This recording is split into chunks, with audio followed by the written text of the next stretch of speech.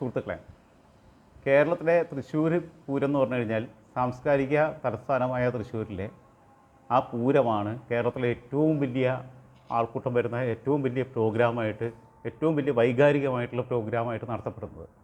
അത് കലക്കിയിട്ട് RSSുമായി രഹസ്യ ചർച്ച നടത്തിയിട്ട് അത് കലക്കിയിട്ട് ഇവിടെ കേരളത്തിൽ BJPക്ക് ഒരു അക്കൗണ്ട് തുടങ്ങാനുള്ള അവസ്ഥ ഉണ്ടാക്കി കൊടുത്ത മുഖ്യമന്ത്രിയുടെ ഉദ്ദേശം എന്തായിരുന്നു? അതിന് പകരം, അങ്ങനെ ഒരു അക്കൗണ്ട് തുറക്കുന്നതിന് പകരം മുഖ്യമന്ത്രിക്ക് എന്താണ് കിട്ടുന്നത് എന്നുള്ളതിനെക്കുറിച്ച് തന്നെയാണ് എനിക്ക് ചോദ്യങ്ങൾ ചോദിക്കാനുള്ളത്. എന്നെ സംബന്ധിച്ചിടത്തോളം എനിക്ക് RSSനോടോ BJPയോടോ ലീഗിനോടോ കോൺഗ്രസിനോടോ ഒന്നിനോടും വിയോജിപ്പ്, അങ്ങനെ നമുക്ക് അവരോട് ശത്രുതയില്ല. കാരണം നമ്മൾ മാധ്യമ പ്രവർത്തനം നടത്തുമ്പോൾ ഇവരുമായിട്ടൊക്കെ നമുക്ക് സംസാരിക്കേണ്ടി വരും, ഇവരുമായിട്ടൊക്കെ ഒറ്റയ്ക്ക് സംസാരിക്കേണ്ടി വരും, ഇവരെ ചിലപ്പോൾ രഹസ്യയോഗം നടത്തേണ്ടി വരും, ചിലപ്പോൾ എന്തെങ്കിലും ബൈറ്റ്സ് കിട്ടേണ്ടി വരും, ചിലപ്പോൾ രഹസ്യമായിട്ടുള്ള ചില കാര്യങ്ങൾ നമ്മൾ റെക്കോർഡ് ചെയ്യില്ല എന്നുള്ള ധാരണയിൽ തരേണ്ടി വരും. മുതിർന്ന പത്രപ്രവർത്തകർക്ക് അതിലേറെ എങ്ങനെ ഉണ്ടാവും, നമ്മളൊക്കെ തുടക്കക്കാരനാണ്, പിഞ്ചു കുഞ്ഞാണ്. പക്ഷേ മുഖ്യമന്ത്രിക്ക് ഇതിൻ്റെ ഉദ്ദേശം എന്തായിരുന്നു എന്നുള്ളതാണ് എനിക്കറിയേണ്ടത്. കാരണം ആഭ്യന്തര വകുപ്പ് കൈകാര്യം ചെയ്യുന്ന ഒരാളാണ്. ആഭ്യന്തര വകുപ്പ് കൈകാര്യം ചെയ്യുന്ന ഒരാൾക്ക് അങ്ങനെ നിസ്സാരമായി നിരപരാധിയായി ഞാൻ വളരെ വിശുദ്ധനാണ്, ഈ കരങ്ങൾ ശുദ്ധമാണ് എന്നൊക്കെ നിയമസഭയിൽ പറഞ്ഞ ആ വർത്താനമൊന്നും പറഞ്ഞിട്ട് പോകാൻ പറ്റില്ല. RSSുമായിട്ട് നമുക്കത് ഒരുമിച്ച് പോവാം. പക്ഷേ മൂപ്പർക്ക് എങ്ങനെ പോകാൻ പറ്റുക? മൂപ്പര് CPM എന്ന് പറയുന്നൊരു പാർട്ടീൻ്റെ പൊളിറ്റ് ബ്യൂറോ മെമ്പറാണ്, ദീർഘകാലം സംസ്ഥാന സെക്രട്ടറി ആയിരുന്ന ആളാണ്. ഇന്ന് അവശേഷിക്കുന്ന ഒരേ ഒരു CPMൻ്റെ സംസ്ഥാന മുഖ്യമന്ത്രിയാണ്. അപ്പം മൂപ്പര് എന്തിനാണ് ഈ ADGPയെ അങ്ങോട്ട് പറഞ്ഞയച്ചത്? ഇതാണ് നമുക്കറിയേണ്ടത്. ഇതിൻ്റെ കാര്യകാരണങ്ങളാണ്. ഇത് മകളെ രക്ഷപ്പെടുത്താനാണോ, മൂപ്പർക്ക് സ്വയം രക്ഷപ്പെടാനാണോ എന്നുള്ളത് മൂപ്പരാണ് പറയേണ്ടത്.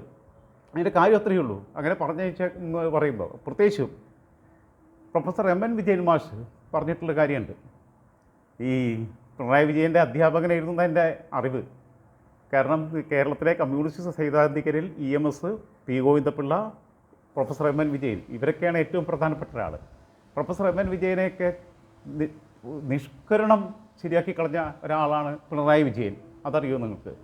പിണറായി വിജയൻ MN വിജയൻ മാഷ അവസാന കാലഘട്ടങ്ങളെക്കുറിച്ച് അദ്ദേഹത്തിൻ്റെ കലൈഡോസ്കോപ്പ് എന്ന് പറയുന്ന ആത്മകഥ എഴുതിയിട്ടുള്ള, ജീവചരിത്രം എഴുതിയിട്ടുള്ള ജോജുവേട്ടൻ തൃശ്ശൂരിലെ ദിശാഗന്ധി പബ്ലിക്കേഷൻ്റെ എന്നോട് വളരെ വേദനാപൂർവ്വം പങ്കുവച്ചിട്ടുള്ള ഒരുപാട് കാര്യങ്ങളുണ്ട്. അതിപ്പോഴൊന്നുമല്ല, ഒരു 10 വർഷം മുമ്പ് എന്നോട് പറഞ്ഞിട്ടുണ്ട്. കാരണം വിജയമാഷ് നിരന്തരം വേദികളിൽ സംസാരിച്ചുകൊണ്ടിരുന്ന ഫ്രോയിഡിയൻ ആശയക്കാരനായിരുന്നു. ആ വിജയമാഷ് ഈ പിണറായി വിജയൻ കാണിച്ചിട്ടുള്ള കൊടും ക്രൂരതകളെക്കുറിച്ച് പറയുകയും അതെല്ലാം പുസ്തകത്തിൽ രേഖപ്പെടുത്തിയിട്ടുണ്ട്. വിജയമാഷ് ജോജുവേട്ടൻ മാത്രമല്ല, കാരണം ഇദ്ദേഹം ഈ കരുണ എന്നാണ് വീടിന് പേരിട്ടത്. വിജയമാഷ് ആലോചിച്ച് നോക്കണം. ആ വിജയമാഷ് കരുണ എന്നുള്ള വീടിൻ്റെ മുമ്പിൽ ഇവർ കുറച്ച് സുഹൃത്തുക്കൾ എന്നും വന്നിരിക്കും. കാരണം ഇദ്ദേഹം നിരന്തരം വേദികളിൽ പോയിരുന്ന, ഇദ്ദേഹത്തിന് വേദികൾ നിഷേധിക്കപ്പെട്ടു. ഇദ്ദേഹവും കടമ്പനിട്ടയും അങ്ങനെയുള്ള ഒരുപാട് പേര്, AP അഹമ്മദ് അന്ന് അതിൽ സംസ്ഥാന കമ്മിറ്റിയിൽ ഉണ്ടായിരുന്നതാണ്, ഡോക്ടർ ആസാദ്, ഇവരെല്ലാം CPM സംഘടനയ്ക്കെതിരെ വിമർശനം ഉന്നയിക്കാൻ തുടങ്ങിയത് പിണറായി വിജയൻ ഒറ്റയാൾ കാരനാണ്. അന്നേ ഇയാൾക്ക് RSS മൈൻഡുണ്ടോ എന്നുള്ളത് എനിക്കറിയില്ല. അപ്പം മീഡിയക്കാരെന്നുള്ള നിലയ്ക്ക് നമുക്ക് പോകാം. ഞാൻ ചോദിക്കുന്നൊരു കാര്യം ഇത്രയേ ഉള്ളൂ. ഈ പൂരം കലക്കിയതുകൊണ്ട് ഈ പൂരം കലക്കുമ്പോൾ ഈ പൂരം കലക്കിയ ഒരൊറ്റ കാരണം കൊണ്ടാണ് സുനിൽകുമാർ തോറ്റതും സുരേഷ് ഗോപി ഇവിടുന്ന് ജയിക്കുന്നതും. ഈ പൂരം കലക്കാൻ ആരാണ് കരാറ് കൊടുത്തത്? നിങ്ങൾ ശ്രദ്ധിക്കേണ്ട ഒരു കാര്യമുണ്ട്. കേരളത്തിലെ 20 മണ്ഡലങ്ങളിൽ ഒരു മണ്ഡലത്തിൽ മാത്രമാണ് മുൻകൂട്ടി BJP അവിടെ ഫോക്കസ് ചെയ്ത് പ്രവർത്തിക്കാൻ വേണ്ടിയിട്ട് ആവശ്യപ്പെട്ടത്. അത് സുരേഷ് ഗോപിയുടെ മാത്രമാണ്. ഒരു പക്ഷേ V മുരളീധരനോട് ആറ്റിങ്ങലിൽ കേന്ദ്രീകരിച്ച് പ്രവർത്തിക്കാൻ പറഞ്ഞിരുന്നെങ്കിൽ അയാൾ ഏൽപ്പിച്ചു പോകും. രാജീവ് ചന്ദ്രശേഖരനെ 2-3 മാസം മുമ്പേ തിരുവനന്തപുരത്ത് സ്ഥാനാർത്ഥിയാക്കിയിരുന്നെങ്കിൽ അദ്ദേഹം ജയിക്കുമായിരുന്നു എന്ന് മുൻ BJP ആയിട്ടുള്ള TP സെൻകുമാർ ഒരു 3 മാസം മുമ്പ് എന്നോട് പറഞ്ഞിട്ടുള്ള വ്യക്തിപരമായിട്ട്. അപ്പം എന്ന് വെച്ചാൽ ബാക്കി സീറ്റൊക്കെ നിങ്ങളെടുത്തോ, ഞങ്ങൾക്ക് കേരളത്തിൽ അക്കൗണ്ട് തുടങ്ങാൻ അവസരം തരണമെന്നുള്ള ഡിമാൻഡ് പിണറായി വിജയൻ അംഗീകരിച്ചിട്ടുണ്ടെങ്കിൽ അദ്ദേഹത്തിന് എന്താ RSSായിട്ടുള്ള ബന്ധം? ലാലൻ ജോസഫിന് ബന്ധമാണ്. അദ്ദേഹത്തിന് എന്താ RSSായിട്ടുള്ള ബന്ധം? അദ്ദേഹം ഒരു വലിയ കമ്മ്യൂണിസ്റ്റുകാരനാണെന്നല്ലേ പറയണേ. ഊരിപ്പിടിച്ച കത്തികൾക്കിടയിൽ കൂടി, കടാരകൾക്കിടയിൽ കൂടിയൊക്കെ കടന്നുപോയ ഒരാളെന്ന് പറയുമ്പം RSSന് ഇവിടെ കുറ്റം പറയുക. നരേന്ദ്രമോദി വരുമ്പം ഇത്ര മോശമായ ബോഡി ലാംഗ്വേജോടുകൂടി നിൽക്കുന്ന ഒരു പ്രതിപക്ഷ മുഖ്യമന്ത്രി ഇന്ന് ഇന്ത്യയിലില്ല. മമതാ ബാനർജി ചെല്ലുമ്പോഴും, ഈ നമ്മളെ മറ്റേ സ്റ്റാലിൻ്റെ അടുത്ത് ചെല്ലുമ്പോഴും ഒക്കെ ഓരോ സംസ്ഥാനത്ത് ചെല്ലുമ്പോഴും അവർ ഔദ്യോഗിക പരിപാടികൾ ഉണ്ടാകുമ്പോൾ ആ ഔദ്യോഗിക പരിപാടികൾക്കകത്ത് അവർ പ്രോട്ടോകോൾ പ്രകാരം വിമാനത്താവളത്തിൽ പോയിട്ട് സ്വീകരിക്കും, അവർ വേണ്ട സൗകര്യങ്ങൾ ഒരുക്കും, അവർ കൊണ്ടു നടക്കും. ആ പരിപാടിക്കകത്ത് ഒരു പക്ഷേ മുഖ്യമന്ത്രി അധ്യക്ഷനാവും, അതേപോലെ തന്നെ പ്രധാനമന്ത്രി ഉദ്ഘാടകനാവും. പക്ഷേ ഇത്രയും ദുർബലമായ ഒരു വിനീത വിധേയൻ്റെ വിടിവേഷം കെട്ടേണ്ടുന്ന ഗതികേടിലേക്ക് പിണറായി വിജയനെ എങ്ങനെ എത്തിച്ചു? ഇതാണ് ചോദ്യം. സ്റ്റാലിൻ നിൽക്കണില്ലല്ലോ, തലയെടുപ്പോടു കൂടി ഒപ്പം നിൽക്കും, കൈകൂപ്പും. ഇത്രയേ ഉള്ളൂ. ഇദ്ദേഹത്തിൻ്റെ ദുർബലമായ ശരീരഭാഷ ഏറ്റവും കൂടുതൽ കാണുന്നത് നരേന്ദ്രമോദി വരുമ്പോഴാണ്. ഞാൻ തന്നെ അന്തം വിട്ട് പോയിട്ടുണ്ട്. ഞാൻ ഈ കഴിഞ്ഞ ദിവസം ഈ PV അൻവർ MLA, എനിക്ക് മൂപ്പരോട് പല കാര്യങ്ങളിലും വിയോജിപ്പുണ്ട്. മൂപ്പരെ ചിലപ്പോൾ അഹങ്കാരമുള്ള ഭാഷ, മീശ വിരിക്കല്, കൗബോയ് തൊപ്പി, പിന്നെ ചിലപ്പോൾ പിന്നെന്താ മലമാരി എറിയെന്ന് പറയും, അവനെ ഷാജത്ത് പിടിച്ചിറക്കുമെന്ന് പറയും, മറ്റേ ബിനുയോണിനെ അടിക്കണമെന്ന് പറയും. ഇതൊക്കെ പറയുമ്പോൾ അതിനോടൊക്കെ എനിക്ക് വിയോജിപ്പുണ്ട്. ആ സ്റ്റോറികൾ ഞാൻ ചെയ്തിട്ടുണ്ട്. പക്ഷേ ഞാൻ ഈ വിഷയത്തെക്കുറിച്ച് ഒരു ചെറിയ പഠനം നടത്തി. ചെറിയ പഠനം എന്ന് പറഞ്ഞു കഴിഞ്ഞാൽ ഇന്നലെ ഉച്ചയ്ക്ക് ശേഷം നടത്തുന്നത്. കാരണം ഞാൻ കുറച്ച് ദിവസമായിട്ട് സുഖമില്ലായിരിക്കും. ഇതൊന്നും എനിക്ക് മനസ്സിലായിട്ടുള്ള കാര്യം എന്ന് വെച്ചാൽ ഇദ്ദേഹത്തിന് പേടിക്കാൻ പലതും ഉണ്ട്. അത് അദ്ദേഹത്തിൻ്റെ മോള് കൊടുക്കുന്നുള്ളതാണോ അദ്ദേഹം കൊടുക്കുന്നുള്ളതാണോ എന്നുള്ളത് മാത്രമേ ചോദിക്കാനുള്ളൂ. 2, ഈ ADGPയെ കൊണ്ടുവന്ന് വിട്ടിരുത്തി എന്തിനാ? അതാലോചിക്കണമല്ലോ. തൃശ്ശൂർ പൂരം എന്ന് പറയുന്നത് കേരളത്തിലെ ഏറ്റവും വലിയ പ്രൗഢമായ ഒരു അനുഭവമാണ്. തൃശ്ശൂർ പൂരം കലങ്ങിക്കഴിഞ്ഞാൽ ഒരു 10-70,000 വോട്ടായിട്ട് മറിയുന്നുള്ളത് അറിയാം. ഒരു ലോക്സഭാ മണ്ഡലത്തിൽ എത്ര വോട്ടുണ്ടെന്ന് നമുക്കറിയാമല്ലോ. എനിക്ക് തോന്നുന്നത് ഒരു ലോക്സഭാ മണ്ഡലത്തിൽ ഏകദേശം 7 ഒക്കെ ഒരു 10 ലക്ഷത്തിലേറെ വോട്ടുണ്ടാവും. 10,000 വോട്ടൊന്നുമല്ല, ഒരു 1.5 ലക്ഷം വോട്ടാണ് മറിയും. അത് ഇരുപക്ഷത്തും മറിയും. കോൺഗ്രസിന് വോട്ട് ചെയ്യുന്നവരെ വോട്ട് അവരും തിരിക്കും, CPM വോട്ട് ചെയ്യുന്നവരെ വോട്ട് അവരും തിരിക്കും.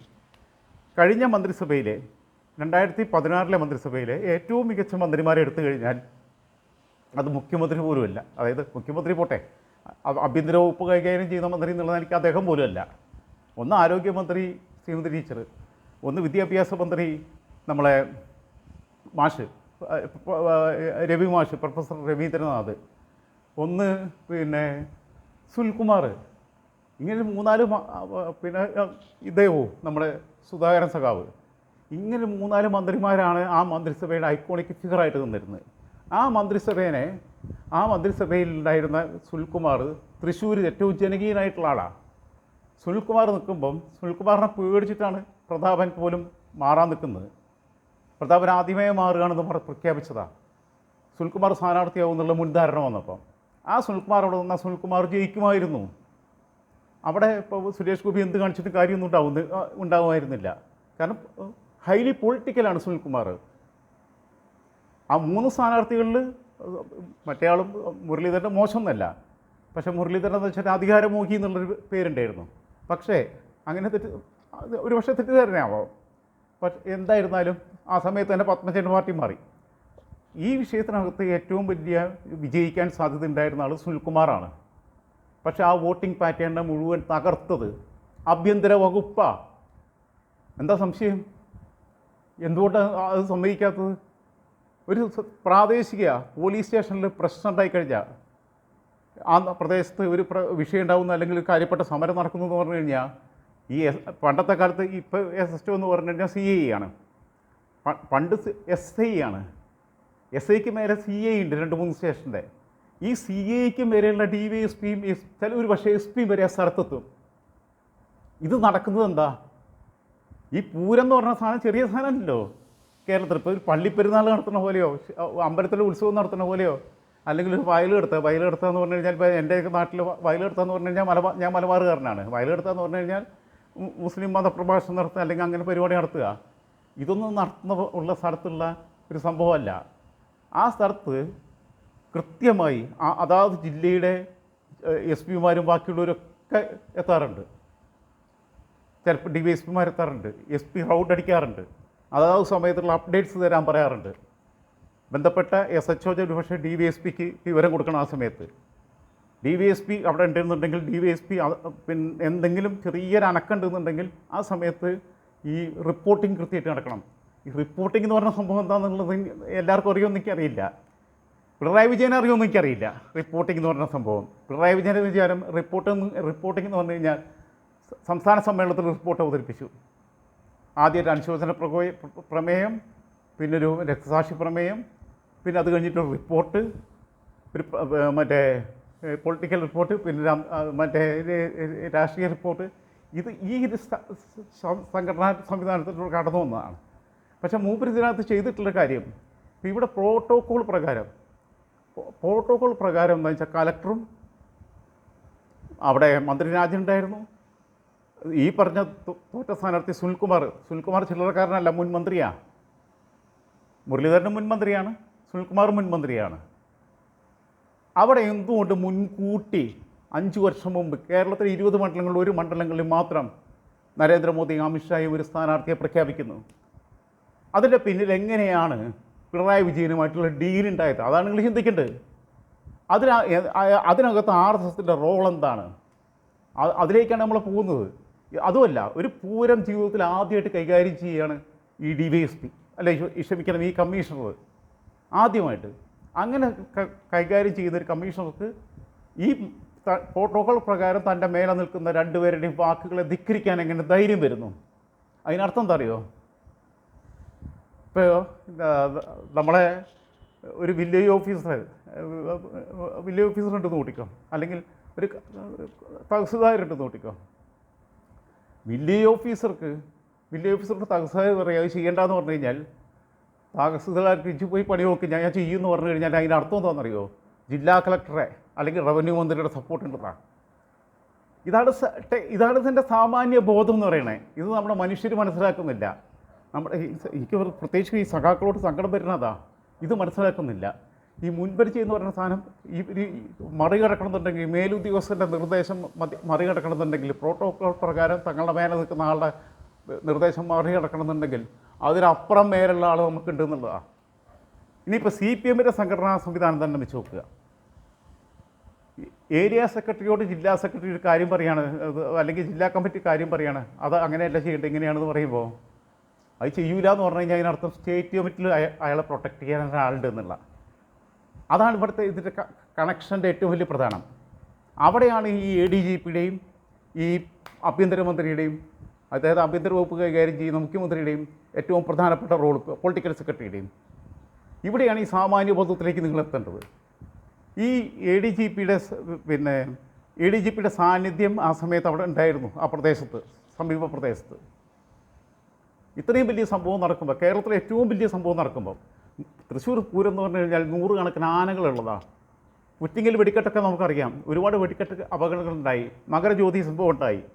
അങ്ങനെയുള്ള സ്ഥലത്ത് ഇത്രയും ആൾത്തിരക്കുള്ള സ്ഥലമാണ്, 10,000 ഒഴുകിയെത്തുന്ന സ്ഥലമാണ്, അതിൽ ജാതി മതം ഒന്നുമില്ല.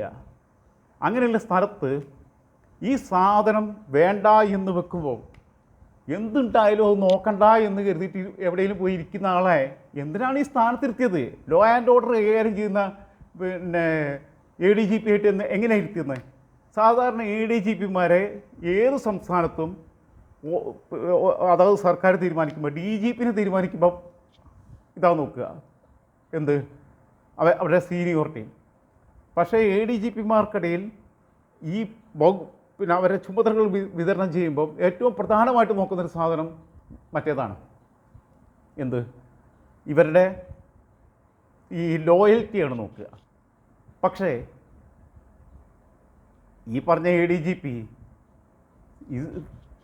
അതായത് ലോയൽറ്റി എന്ന് പറഞ്ഞു കഴിഞ്ഞാൽ പേഴ്സണൽ ലോയൽറ്റി അല്ല നോക്കേണ്ടത്.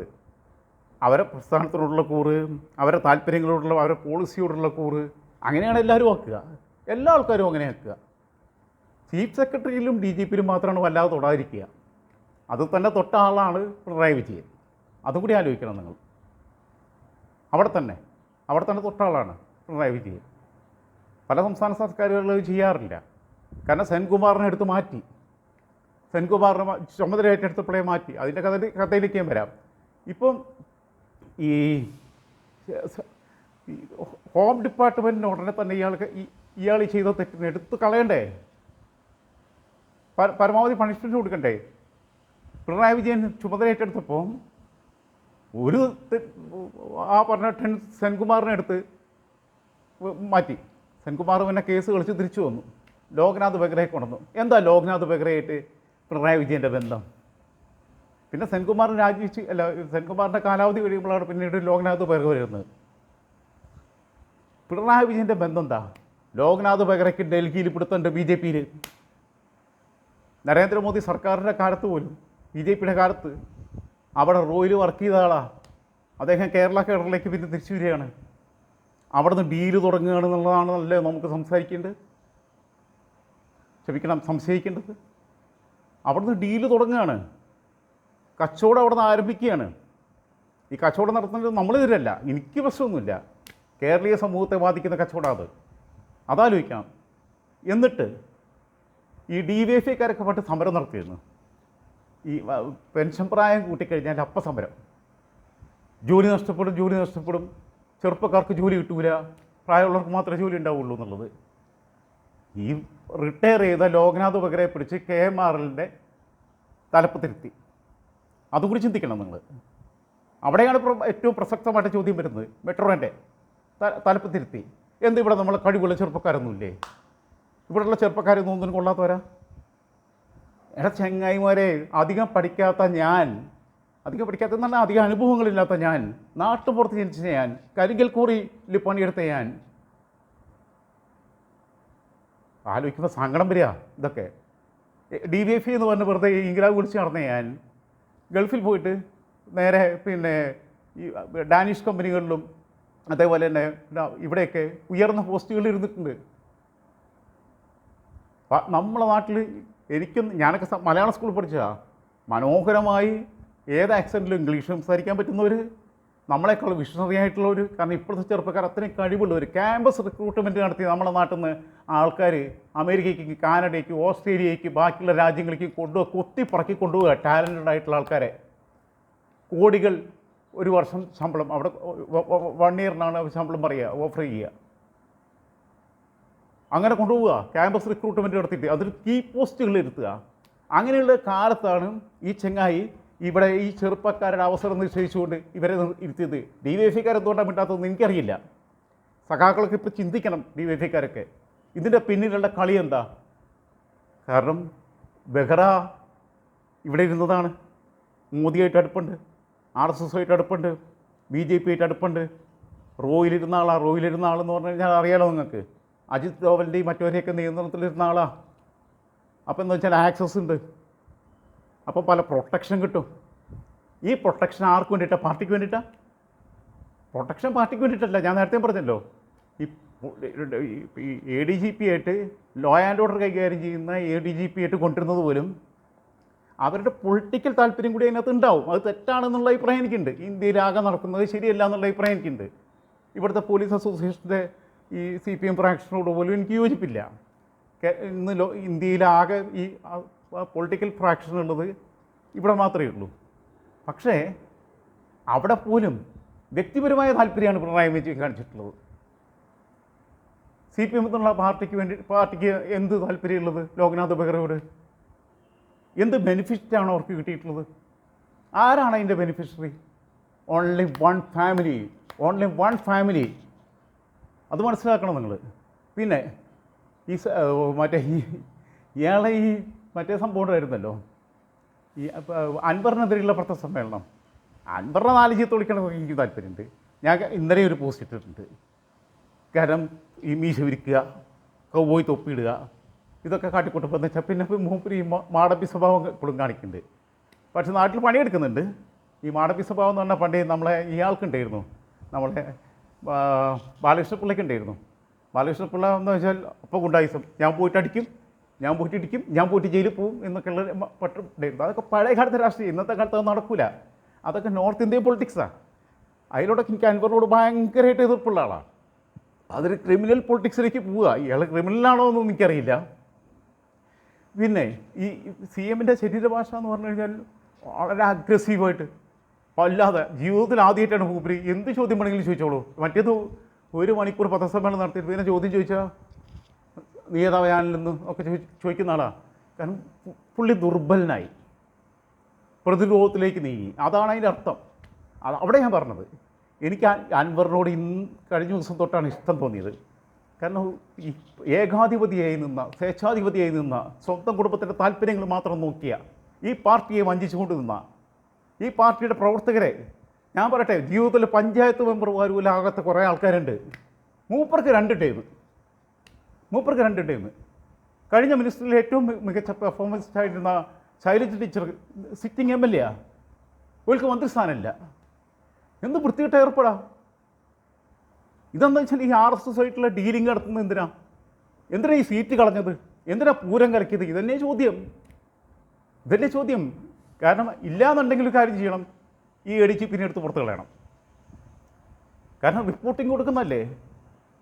ഇനി അയാൾ അങ്ങനെ ഫോൺ സ്വിച്ച് ഓഫ് ചെയ്ത് എവിടെയും കിടന്നുറങ്ങിയിട്ടുണ്ടെങ്കിൽ പൂരം നടക്കുമ്പോൾ അത് അദ്ദേഹത്തിൻ്റെ ഉത്തരവാദിത്വത്തിൽ നിന്നുള്ള ഒഴിഞ്ഞു മാറില്ല. അങ്ങനെ ഒരു ADG പിന്നെ നമുക്കെന്തിനാ ആവശ്യം? കമ്മീഷണർ പൂരം നടത്തിയ ഒരു ശീലമില്ലാത്ത കമ്മീഷണർ ഇവിടെ വന്നാണ്ട് അയാളെന്ത് കാട്ടാനാ?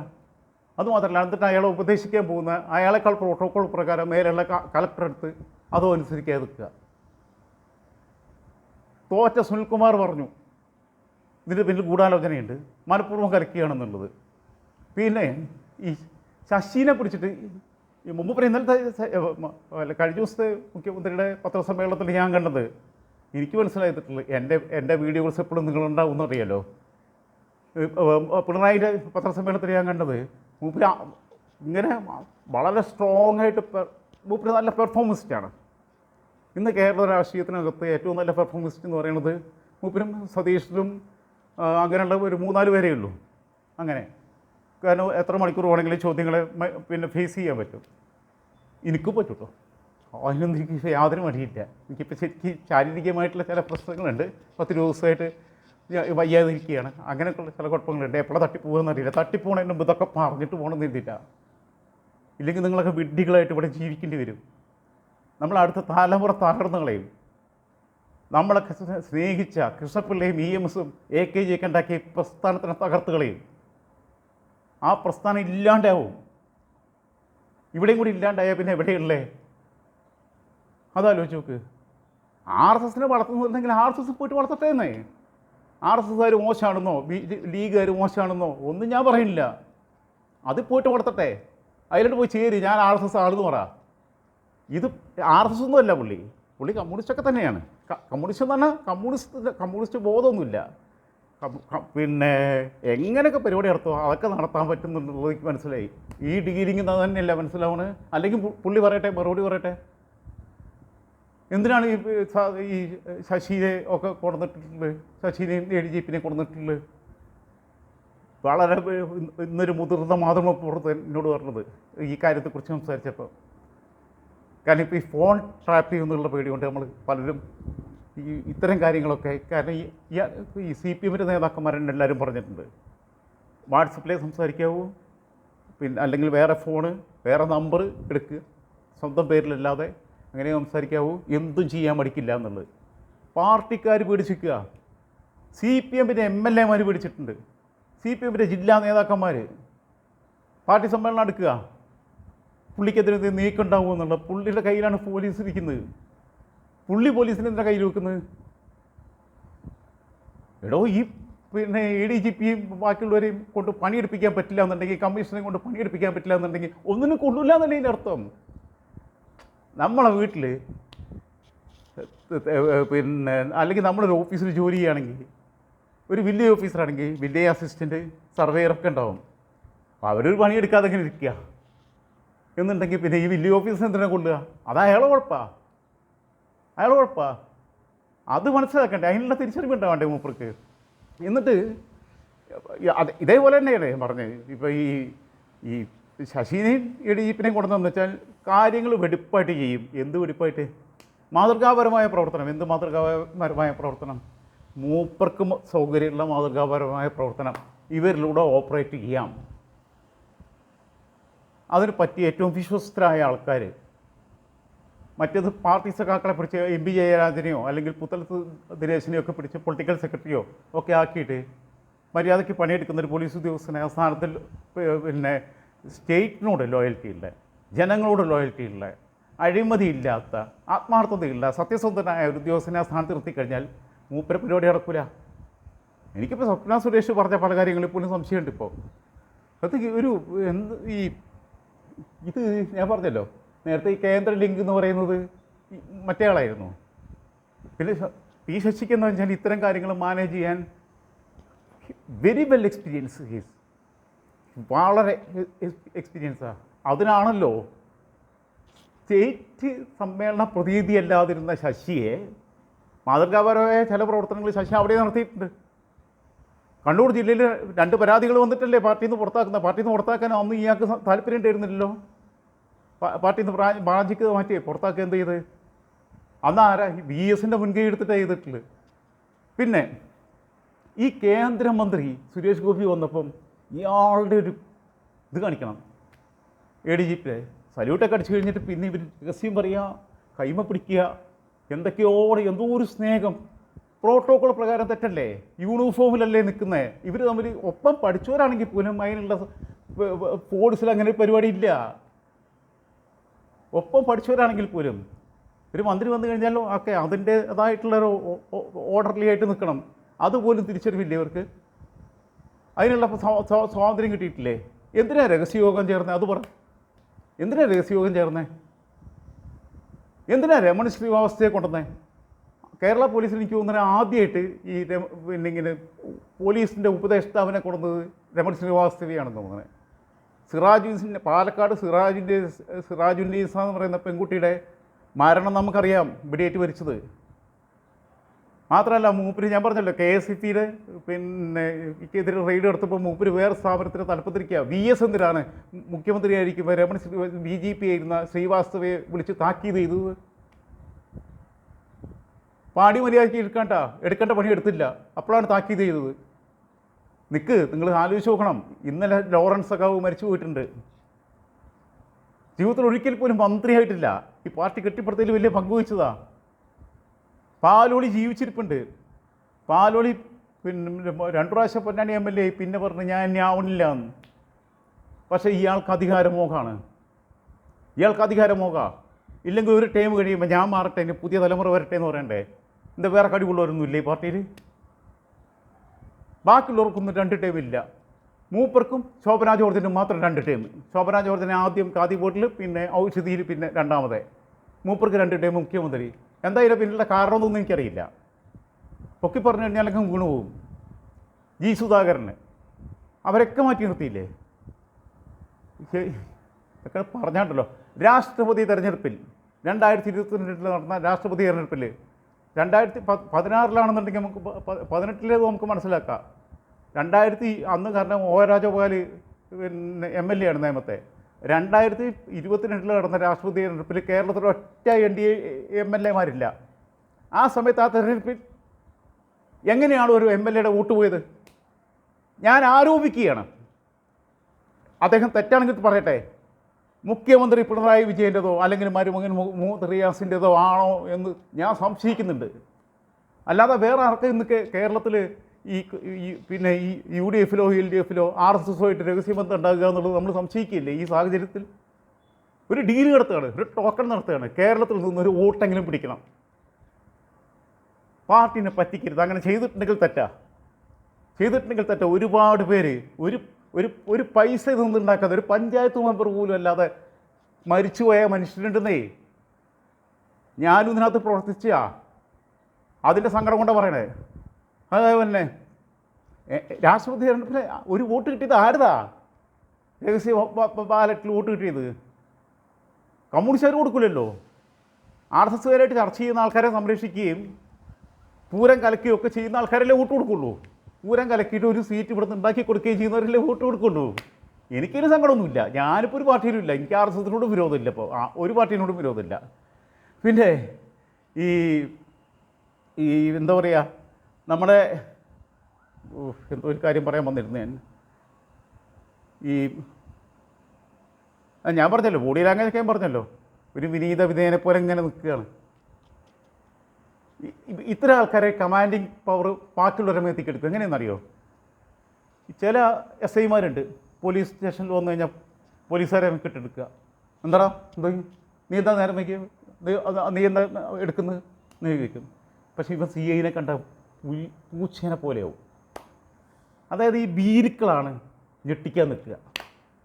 കോൺഫിഡൻ്റ് ആയിട്ടുള്ള ആൾക്കാർ കീഴ് ജീവനക്കാരോട് വളരെ സ്നേഹപൂർവ്വം പെരുമാറും, വീട്ടിലെ വേലക്കാർ ഉൾപ്പെടെയുള്ളവർ എല്ലാവരോടും. അപ്പോൾ എന്തിനാണ് ഇയാൾ പേടിക്കണമെന്ന് എനിക്ക് മനസ്സിലാവില്ല. കൂട്ടിൽ കാഷ്ടിക്കുന്ന ജീവി എന്നൊരു പേര് നിങ്ങൾക്ക് വരാതിരിക്കാൻ നിങ്ങൾ ശ്രമിക്കണം. ഇല്ലെങ്കിൽ നാളെ നിങ്ങളുടെ പാർട്ടിയുടെ സഖാക്കൾ അങ്ങനെ തന്നെ പറയും. അത്രയും മോശപ്പെട്ട അവസ്ഥയിലേക്ക് നിങ്ങൾ ഇമേജ് പോകുന്നുണ്ട്. നിങ്ങളെന്തിനാ ഈ പാലങ്ങളിടുന്നത്? ബെഹ്റയെ വെച്ച്, ശ്രീവാസ്തവയെ വെച്ച്, ഇയാൾ ഇപ്പോഴത്തെ ഈ ചങ്ങായിൻ്റെ പേര് എനിക്ക് മറന്നുപോയി, അയാളെ വെച്ചിട്ട് കിടന്ന് ഇതിനുള്ള എന്താ അറിയോ, എന്തെങ്കിലും ഒരു ഒരു ഒരു ഒരു വേറെ സാധനം ഉണ്ടോ എന്ന് എനിക്ക് സംശയമുണ്ട്. നിങ്ങൾ ഈ എൻഫോഴ്സ്മെൻറ്റ് ഡയറക്ടറേറ്റിനെ പേടിക്കുന്നുണ്ടോ? ഫസ്റ്റ് ക്വസ്റ്റ്യൻ അതാ. നിങ്ങളോ അല്ലെങ്കിൽ നിങ്ങളുടെ മകളുടെയോ പേരിൽ, അല്ലെങ്കിൽ നിങ്ങളുടെ മകൻ്റെയോ ദുബായിലുള്ള, നിങ്ങളുടെ ഇടയ്ക്കിടയ്ക്ക് ദുബായി പോകുന്നുണ്ട്, നിങ്ങൾ ഇ ഡിയെ പേടിക്കുന്നുണ്ടോ? ഇല്ലെങ്കിൽ നിങ്ങളൊരു ഇ ഡിയും പേടിക്കുന്നില്ല എന്ന് പറ. നരേന്ദ്രമോദി കണ്ട പോലെ കൂട്ടിക്കാൻ നിങ്ങൾ നാളെ പത്രസമ്മേളനം വിളിച്ച് പറ. നിങ്ങളെ കൈകൾ, എൻ്റെ കരങ്ങൾ ശുദ്ധമാണെന്നൊക്കെ പറഞ്ഞിട്ട് വലിയ വർത്തമാനം പറഞ്ഞിട്ടൊന്നും കാര്യമില്ല. കരങ്ങൾ ശുദ്ധമല്ല എന്നുള്ള സംശയം എനിക്കുണ്ട്, നാട്ടുകാർക്കുണ്ടോ എന്നൊന്നും എനിക്കറിയില്ല. നിങ്ങൾ ബ്ലാക്ക് മെയിലിംഗ് പൊളിറ്റിക്സിന് വിധേയനാവുന്നുണ്ടോ? നിങ്ങൾ എന്തിനാണ് ഇവിടെ ബി ജെ പിക്ക് അക്കൗണ്ട് തുറന്നു കൊടുക്കാനുള്ള അവസരം ഒരുക്കി കൊടുത്തത്? കാരണം ഹോം ഡിപ്പാർട്ട്മെൻറ്റിൻ്റെ ഉത്തരവാദിത്തമാണത്. ഞാനും ഈ പാർട്ടിക്ക് തന്നെ പ്രവർത്തിച്ചതാണേ, എന്നാലും ഞാനിതൊന്നും ഒരു രൂപ എടുത്തിട്ടില്ല. ഈ പാർട്ടിയുടെ ഒരു പഞ്ചായത്ത് മെമ്പർ കൂടി ആവാൻ നിന്നിട്ടുമില്ല. ഒരു വട്ടം ബ്ലോക്ക് പഞ്ചായത്തേക്ക് മത്സരിക്കാൻ പറഞ്ഞപ്പോൾ പറ്റില്ല എന്നാണ് പറഞ്ഞത്. കാരണം എനിക്കൊന്ന് ജീവിക്കണം, വേറെ മാർഗം ഉണ്ടാവണം. ഞാൻ ഈ ബ്ലോക്ക് പഞ്ചായത്ത് മെമ്പറായിട്ട് അഴിമതി നടത്തിയിട്ട് പൈസ ഉണ്ടാക്കി ജീവിക്കാൻ ആഗ്രഹിച്ചിട്ടുമില്ല. അന്ന് എനിക്ക് സ്വന്തമായിട്ട് വീട്, പിന്നെ ഒരു കുഞ്ഞ് ഓലപ്പരയാണ് ഉള്ളത്. കഷ്ടപ്പെട്ട് വന്നവനാ. 2 പെങ്ങന്മാരുമുണ്ട്, പപ്പയും അമ്മയുണ്ട്. എന്നിട്ട് കയ്യിൽ നിന്ന് പൈസ എടുത്തിട്ട് സംഘടനാ പ്രവർത്തനം നടത്തിയിട്ടില്ല. LLBക്ക് പഠിക്കാൻ നിങ്ങളെപ്പോലെ എനിക്കും ആഗ്രഹം ഉണ്ടായിരുന്നു. എനിക്കിനി പഠിക്കാൻ പോകാൻ പറ്റാത്ത സാഹചര്യമുണ്ട്, വേണ്ടാന്ന് വെച്ചതാ. എന്നിട്ട് കരികൽ കോറിയിൽ 200 അടി മേലെ നിന്ന് കയറൊക്കെ കെട്ടി പരിപാടി എടുത്താ. ഇതൊക്കെ എന്ത് മനുഷ്യരാന്നാലോചിക്കുന്നത്. ഈ പ്രസ്ഥാനത്തെ വിറ്റ് ജീവിക്കരുത് എന്നുള്ള അപേക്ഷിക്കുകയാണ്. ഇനിയുള്ള കാലമെങ്കിലും, ഇത്രയും വയസ്സായില്ലേ, ഇനിയുള്ള കാലം എന്നൊക്കെ പറയുന്നത് ചിലപ്പോൾ നിങ്ങൾ VS ഇപ്പോഴും ജീവിച്ചിരിപ്പുണ്ടല്ലോ, ചിലപ്പോൾ ഞാൻ നാളെ മരിച്ചും പോവാം. 10 വയസ്സുള്ള ആൾക്കാർ മരിക്കുകയും 100 വയസ്സുള്ള മേലെയുള്ള ആൾക്കാർ വീണ്ടും ജീവിച്ചിരിക്കുകയും ചെയ്യുന്നൊരു കാലത്താണ് ജീവിക്കുന്നത്. എന്നാലും ഈ പ്രസ്ഥാനത്തെ വിറ്റ് ജീവിക്കരുത്, അത്രേ എനിക്ക് പറയാനുള്ളൂ.